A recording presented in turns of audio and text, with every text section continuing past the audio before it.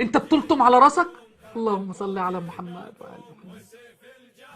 أخ رامي، اللطم من شعائر الله. الله، ومن يعظم شعائر الله فإنها من تقوى القلوب، صح؟ إيه نعم.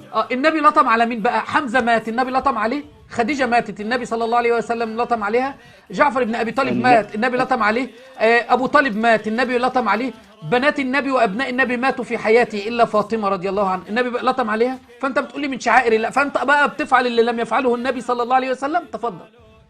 أخي العزيز، نعم. النبي حزن على ابنه إبراهيم كثيرا. نعم حزن، لكن لطم، انت قلت لي اللطم من شعائر الله، يبقى النبي ما فعلش اللطم، انت فعلت شيء لم يفعله النبي، فهل انت افضل من النبي؟ تفضل صلى الله عليه وسلم. بالروايات أنه إمام الرضا عليه السلام يلطم على أبوه سيدنا الإمام الحسين عليه السلام.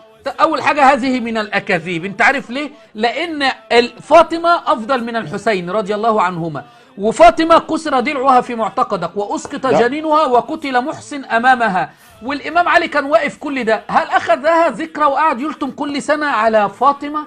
هل الامام علي لطم على الزهراء وفعل الشعائر اللي انتم بتفعلوها اللي بتسموها من شعائر الله وهي شعائر مجوسيه نصرانيه؟